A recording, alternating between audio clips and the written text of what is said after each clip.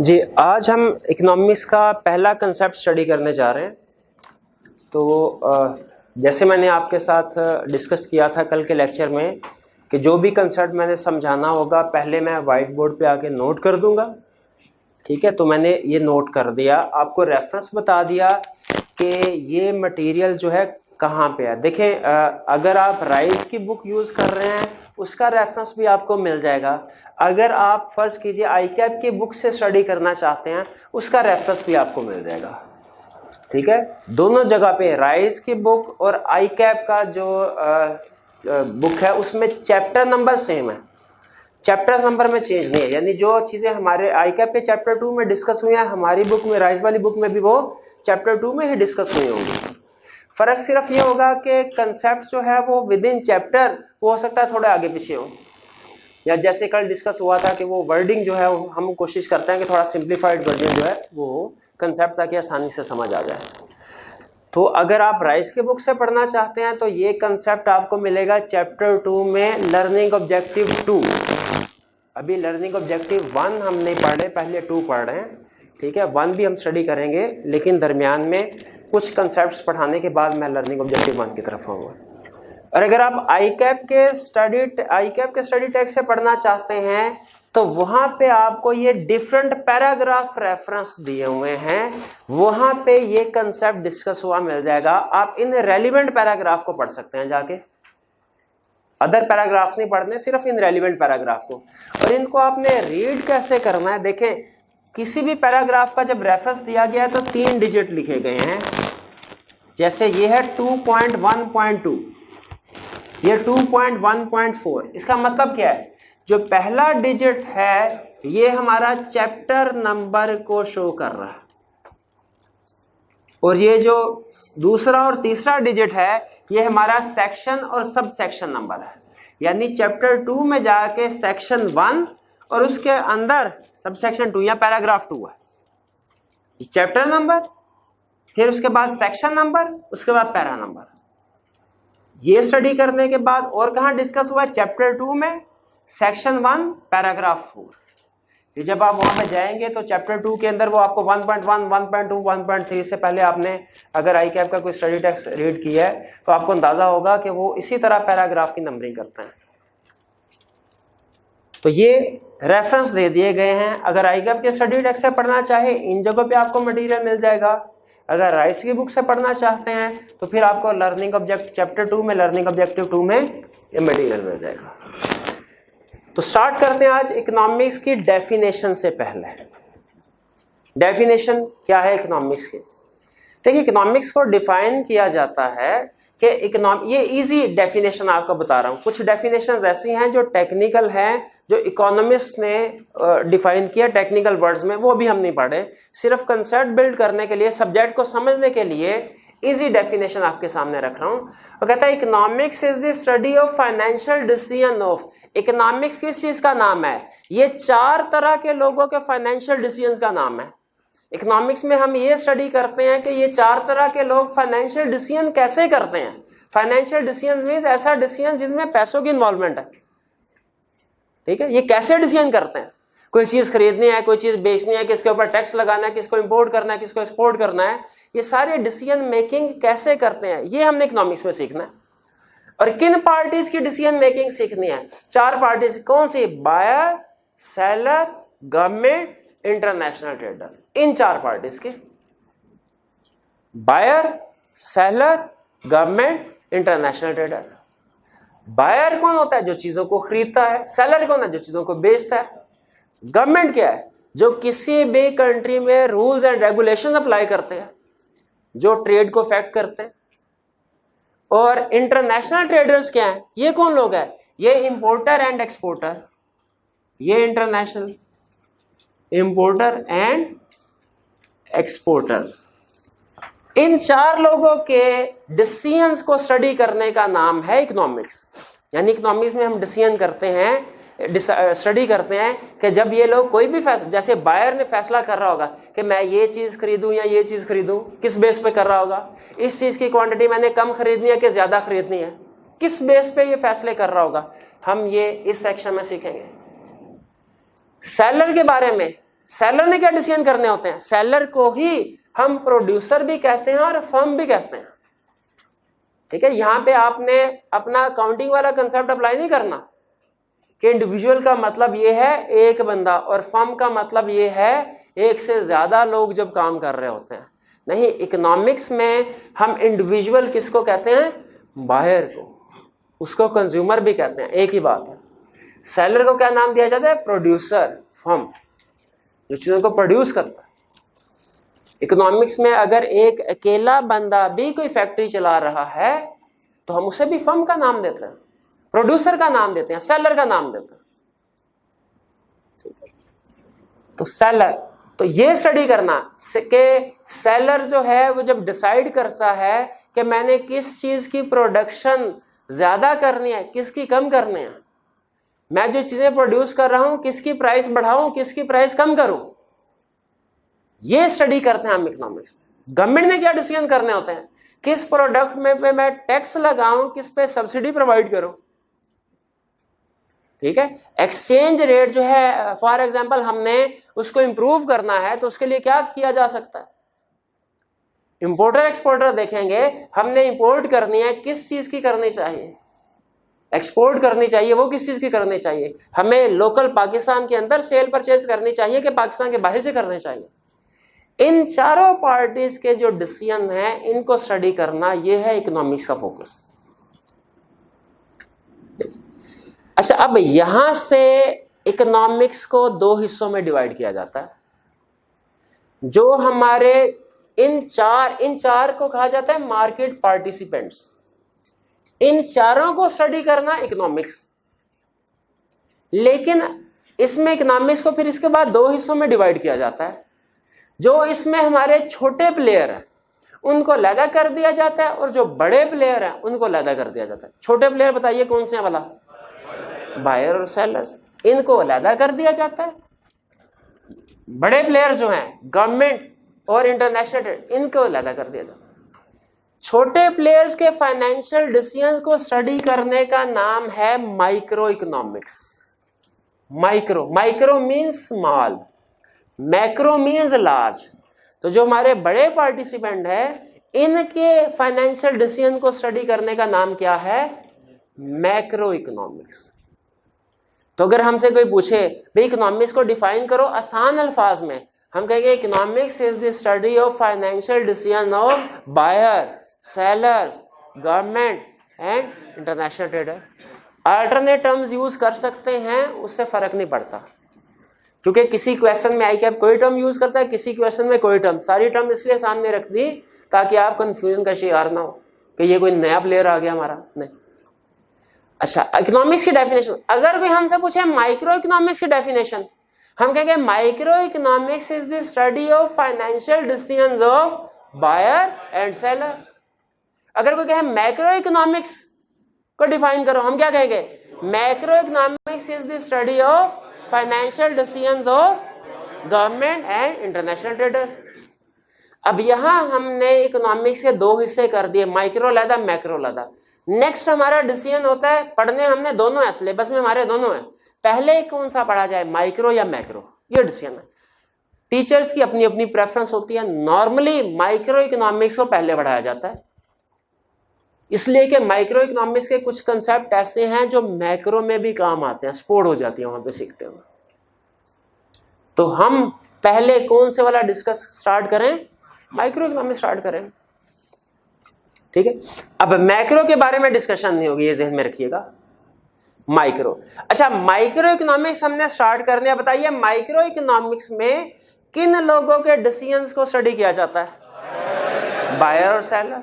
अब अगेन यहाँ पे क्वेश्चन ये राइज हुआ, हमने माइक्रो इकोनॉमिक्स में बायर्स के डिसीजन को भी स्टडी करना है, सेलर के फाइनेंशियल डिसीजन को भी स्टडी करना है, पहले किसको स्टडी किया जाए? बायर। चलिए बायर को स्टार्ट कर लेते हैं पहले। ये बायर होता कौन है? कंज्यूमर, ठीक है। और सेलर कौन होता है? बेचने वाला। अच्छा मुझे बताइए, अगर मैं हफीज सेंटर में जाऊं तो वहां पे मुझे बायर मिलेगा? फीस नहीं, फीस एंड बायर नहीं होगा क्या? वो सेलर अपनी दुकान लगा के फारग बैठे होंगे, एक दूसरे का मुंह देख रहे होंगे।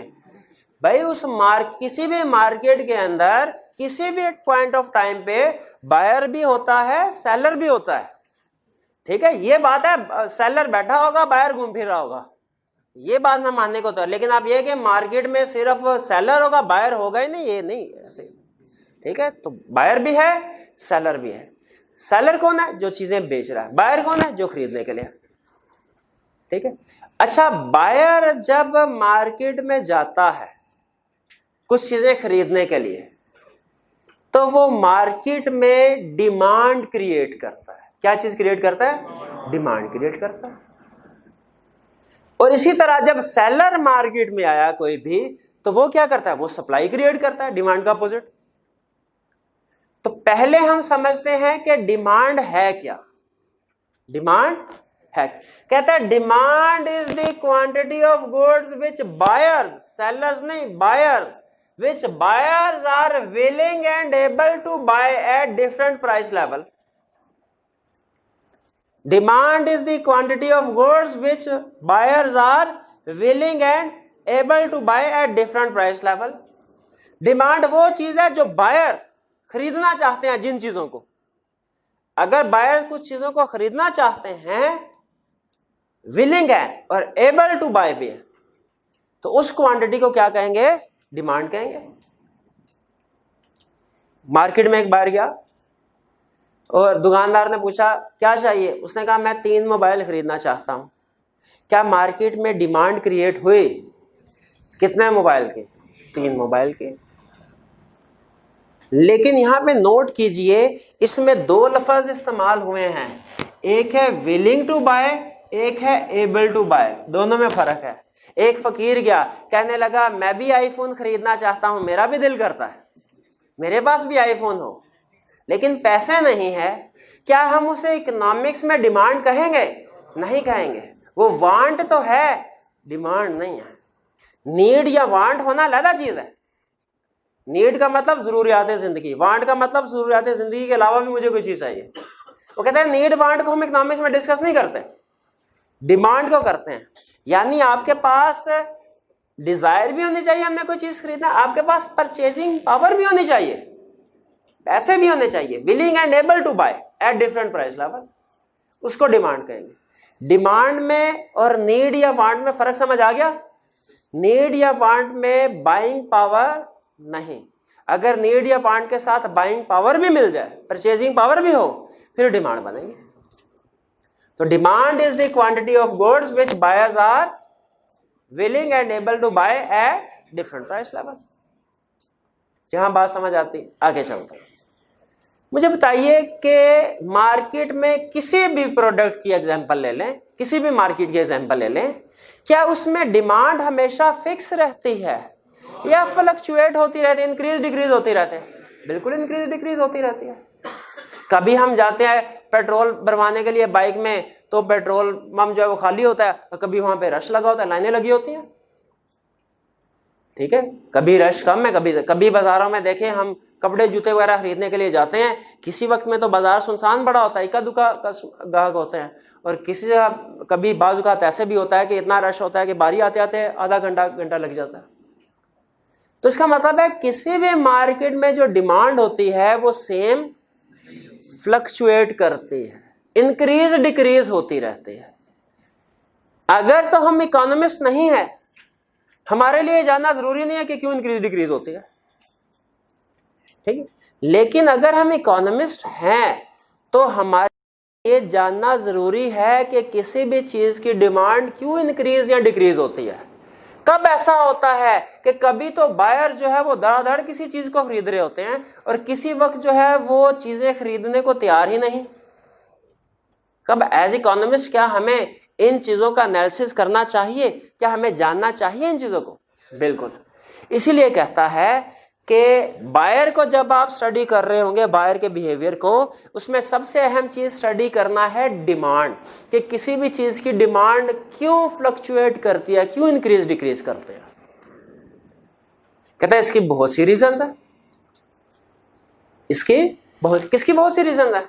डिमांड के इंक्रीज या डिक्रीज होने की बहुत से फैक्टर्स है जिनकी वजह से डिमांड इंक्रीज या डिक्रीज होती है।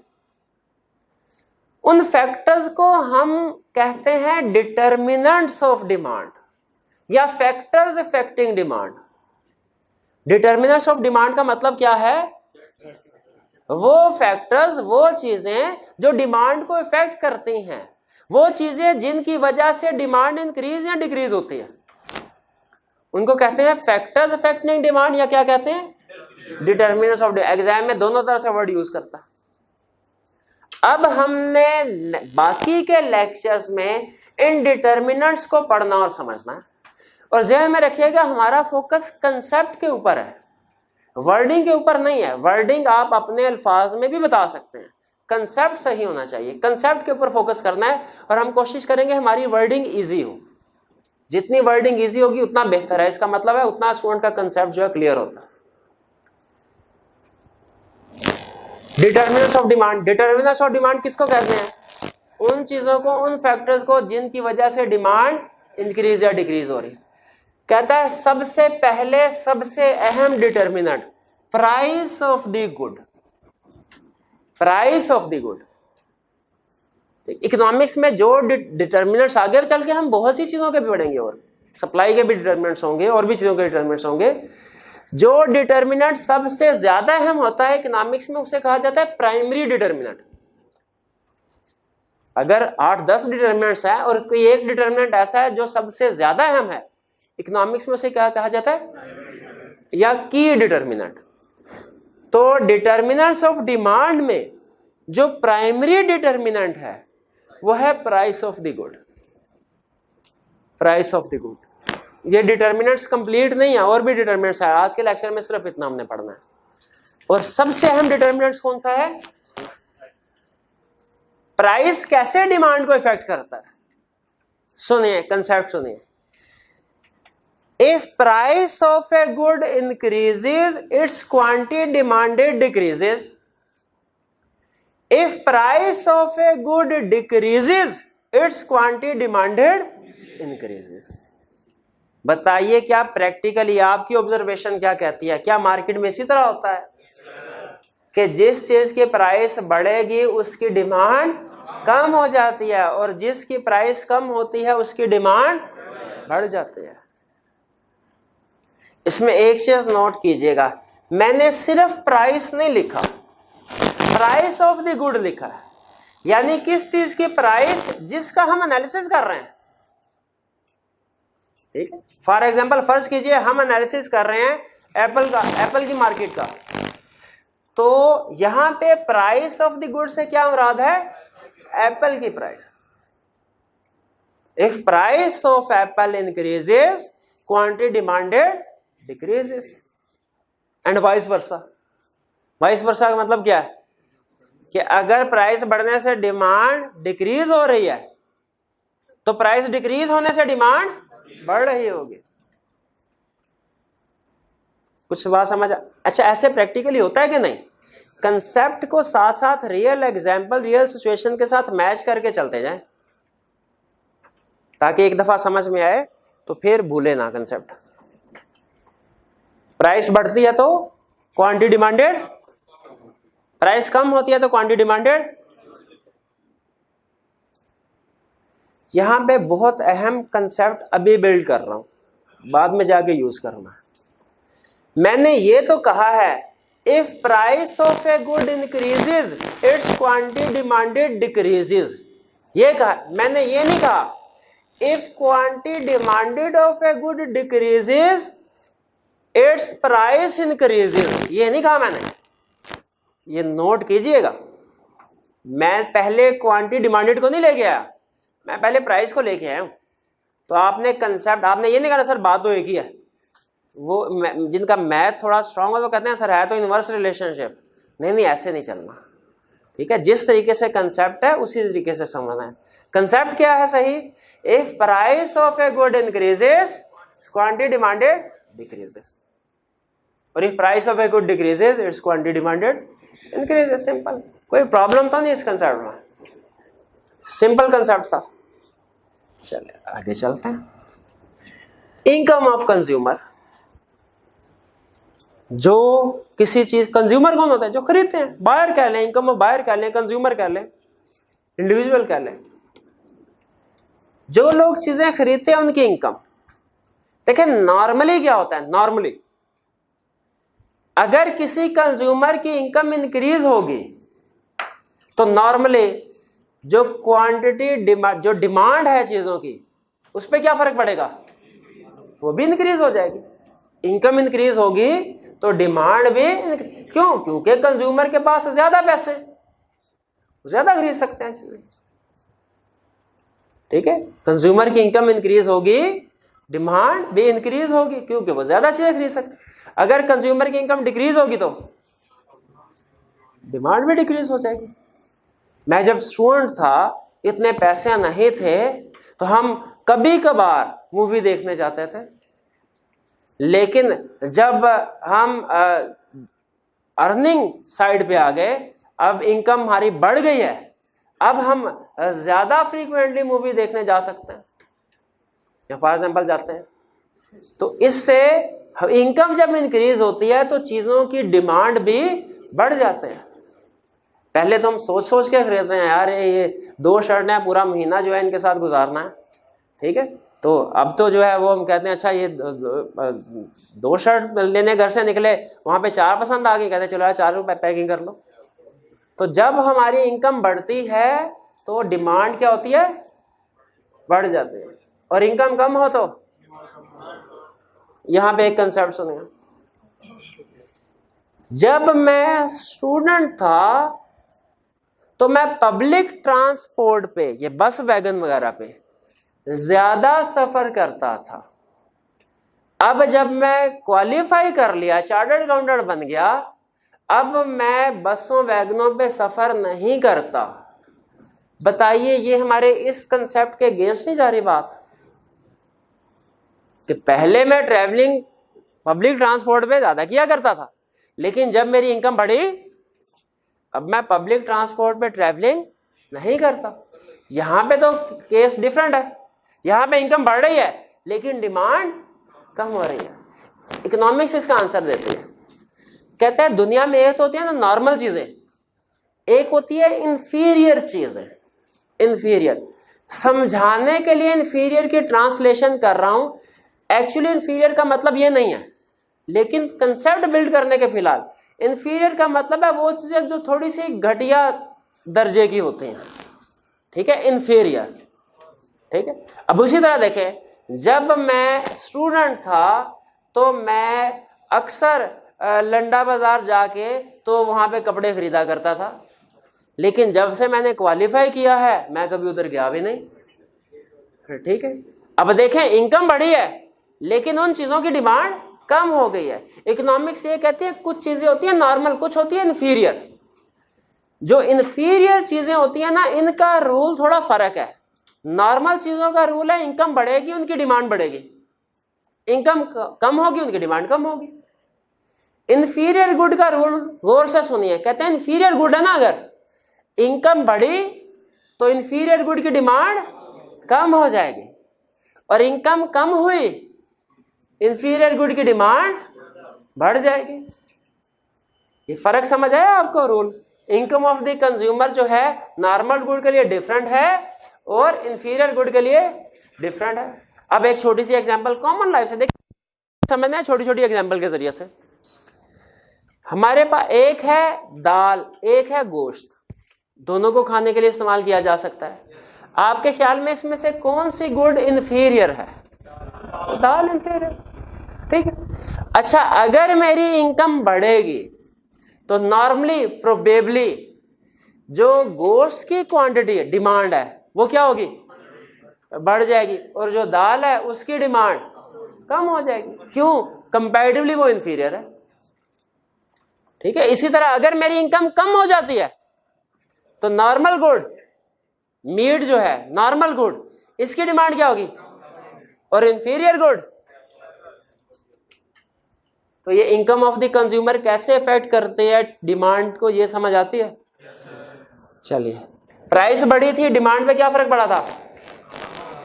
प्राइस कम हुई तो डिमांड बढ़ गई।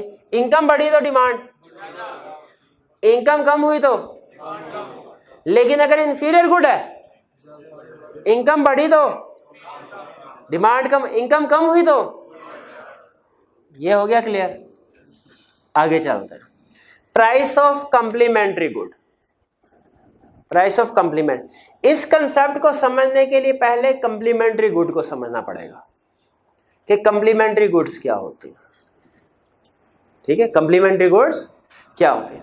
देखिए इकोनॉमिक्स में हम गुड्स को डिफरेंट वे में क्लासिफाई करते हैं, बहुत से तरीकों से क्लासिफाई कर सकते हैं इकोनॉमिक्स में गुड्स को।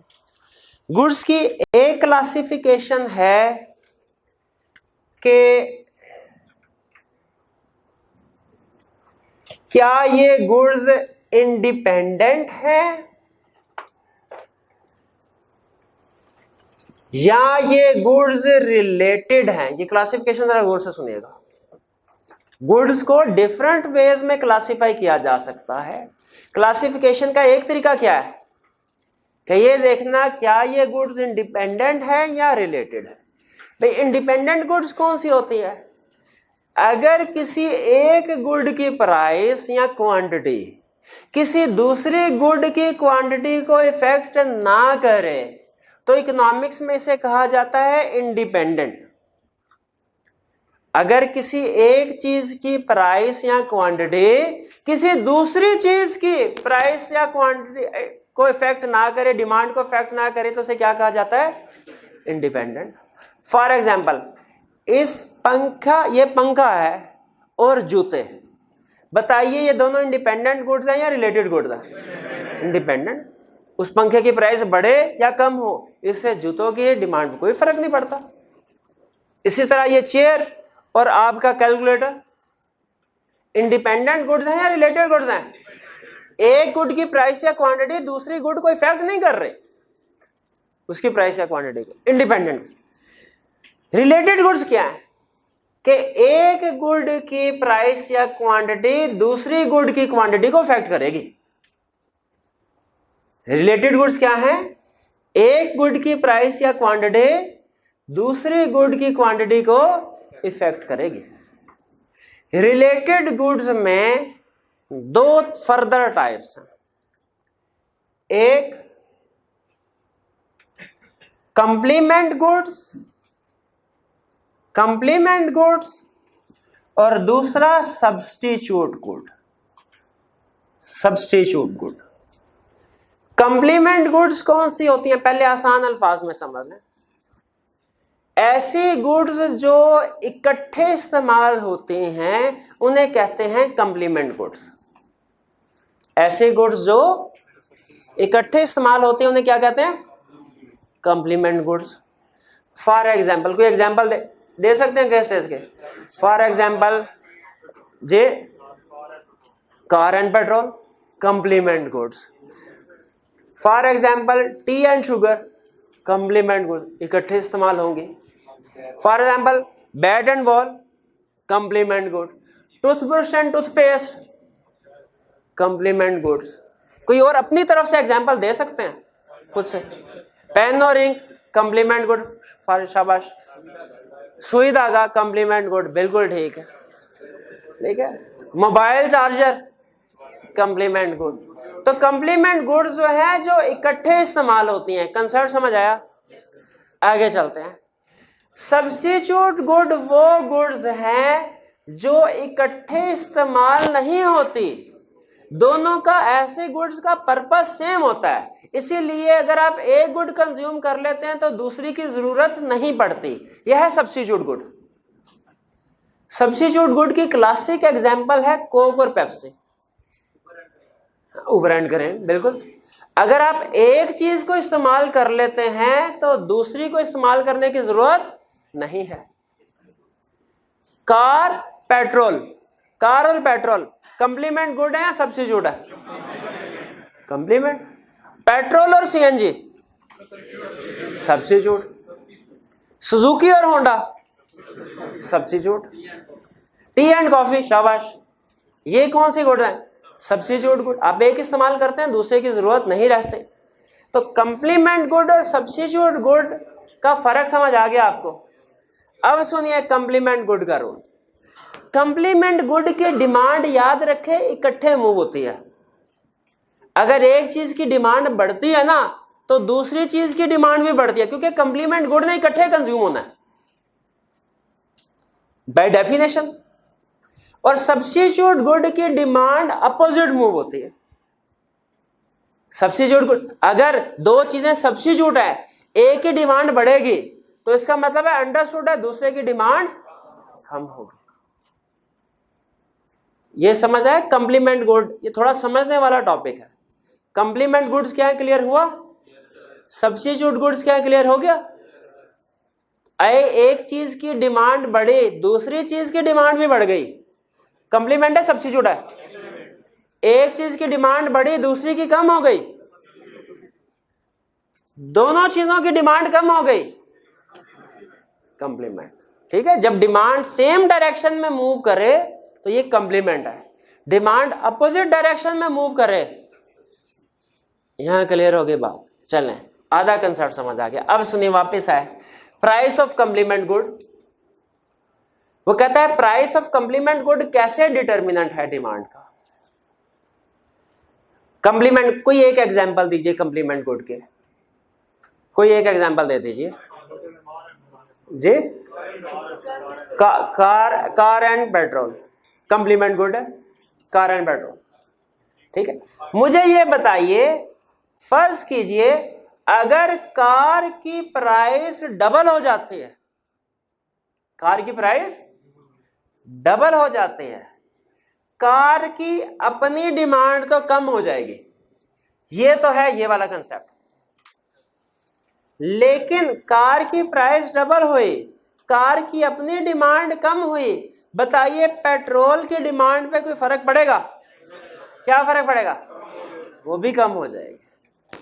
यानी इसका मतलब ये हुआ, इसे रूल की शक्ल में लेके आते हैं, if price of a complementary good, first कीजिए हम पेट्रोल की मार्केट का एनालिसिस कर रहे हैं, कार हमारे लिए कंप्लीमेंट्री गुड है। If price of a complementary good increases, demand for our main good, इस पे क्या फर्क पड़ेगा? डिक्रीजेस। अच्छा, अब आपने सोचना कैसे है ये ध्यान में रखिए, डायरेक्ट जंप नहीं लगानी, सोचना है कंप्लीमेंट्री गुड कौन सी होती है, जो इकट्ठे मूव होती है या अपोजिट? इकट्ठे मूव। एग्जाम में पूछेगा price of complement good increase हुई, तो आपने कैसे सोचना है? आपने कहना है price of complementary good increase हुई तो उसकी अपनी डिमांड जो है वो डिक्रीज हो जाएगी। कंप्लीमेंट गुड में डिमांड जो है वो सेम डायरेक्शन में मूव करती है, तो हमारी मेन गुड की डिमांड भी कम हो जाएगी। डायरेक्ट जंप नहीं लगानी, पहले किसी चीज की कंप्लीमेंट गुड की प्राइस का उस पे इफेक्ट देखना क्या होगा, फिर दूसरी गुड पे आना। ये कंसेप्ट समझ आ रहा है? तो बताइए, अगर कंप्लीमेंट्री गुड की प्राइस डिक्रीज हो जाए तो मेन गुड की डिमांड पे क्या फर्क पड़ेगा? अगर कंप्लीमेंट गुड की प्राइस डिक्रीज हो गई तो मेन गुड की डिमांड, कंप्लीमेंट इकट्ठे मूव करते हैं तो हमारी जो मेन गुड है इसकी डिमांड भी इंक्रीज हो जाएगी। प्राइस ऑफ कंप्लीमेंट्री गुड समझ आता है? If price of complementary good increases, demand for main good decreases. If price of complementary good decreases, ये थोड़ा टेक्निकल कंसेप्ट, क्लियर हो गया? आगे चलते हैं। इसी से मिलता जुलता कंसेप्ट सब्स्टिट्यूट गुड। अब सब्स्टिट्यूट गुड क्या होते हैं ये आपको पता चल गया, जो इकट्ठे मूव करते हैं या अपोजिट डायरेक्शन में? अपोजिट डायरेक्शन में। क्लासिक एग्जांपल कोक और पेप्सी। ठीक है, मुझे बताइए अगर सब्स्टिट्यूट गुड की प्राइस बढ़ जाए फर्स्ट और मेन गुड की डिमांड पे क्या फर्क पड़ेगा? हमने डायरेक्ट जंप नहीं लगानी, पहले सोचना। एग्जाम में पेपर जल्दी करना है हम नहीं है, पेपर सही करना है हमें। फर्ज कीजिए हमारी मेन गुड है Coke, if price of Pepsi increases, दोनों सब्स्टिट्यूट है, प्राइस ऑफ पेप्सी इंक्रीजेस तो क्या होता है? उसकी अपनी डिमांड कम हो जाती है। ये सब्स्टिट्यूट गुड है, अपोजिट मूव करना है सेम डायरेक्शन में, कोक की डिमांड क्या होगी? बढ़ जाएगी। तो if price of a substitute good increases, demand for main good increases. और if price of a substitute good decreases, demand for main good decrease, क्योंकि सब्स्टिट्यूट गुड की प्राइस कम हुई, पेप्सी की प्राइस कम हो गई, पेप्सी की डिमांड बढ़ जाएगी, और कोक की डिमांड में क्या फर्क पड़ेगा? कम। सब्स्टिट्यूट गुड है ना, अपोजिट मूव करते हैं। तो क्या हमें टाइप्स ऑफ गुड्स क्लियर हो गई? दो टाइप्स हैं, इंडिपेंडेंट और रिलेटेड। रिलेटेड के अंदर फर्दर दो टाइप्स हैं, कंप्लीमेंट और सब्स्टिट्यूट। ये समझ आता है कंसेप्ट? चलिए, इसके बाद कैसे price of complement good effect करती है डिमांड पे, मेन गुड की डिमांड पे, और सब्स्टिट्यूट गुड की प्राइस कैसे इफेक्ट करती है, ये भी क्लियर हुआ। चलिए, अच्छा रिकॉल करवा दूं आपको, जब मैंने पहले आपको डिटरमिनेंट पढ़ाया था तो सिर्फ ये नहीं कहा था प्राइस, बल्कि कहा प्राइस ऑफ द गुड। अब आपको समझ आ गई होगी कि क्यों लिखा था प्राइस ऑफ द गुड पूरा, क्योंकि मुझे पता था आगे चल के प्राइस ऑफ कॉम्प्लीमेंट्री गुड भी आना है। अगर मैं सिर्फ प्राइस लिखूंगा तो क्लियर नहीं होगा ये मेन गुड की प्राइस है या कि कॉम्प्लीमेंट गुड की प्राइस है या सब्स्टिट्यूट गुड की प्राइस है। इसीलिए प्राइस कभी खाली सिर्फ प्राइस ना लिखे, आगे लिखे प्राइस किसकी, मेन गुड की, कॉम्प्लीमेंट गुड की या सब्स्टिट्यूट गुड की। क्लियर हो गया? आगे बात, पॉपुलेशन या नंबर ऑफ बायर। सिंपल, जिस जगह पे जितनी ज्यादा पॉपुलेशन होगी, नंबर ऑफ बायर्स होंगे, वहां पे डिमांड ज्यादा होगी। आप मुझे बताइए, जो हाउसिंग मार्केट है, हाउसिंग मार्केट घर है, इसकी डिमांड कहां ज्यादा होगी, कराची में के लाड़काना में? कराची में ज्यादा होगी, वहां पे पॉपुलेशन ज्यादा है। ठीक है, आप मुझे बताइए, इंटरनेशनल जो कंपनीज होती हैं, इन्होंने ज्यादातर अपने जो यूनिट लगाए हैं, रीजनल ऑफिस लगाए हैं, वो पाकिस्तान में है कि इंडिया में? और भी कुछ रीजन होगी, लेकिन एक बड़ी रीजन क्या है वाला, इंडिया की पॉपुलेशन। वो कहते हैं कि वहां डिमांड ज्यादा है, वहां पे फैक्ट्री लगाई, चीजें ज्यादा बिकेंगी, वहां प्रॉफिट है।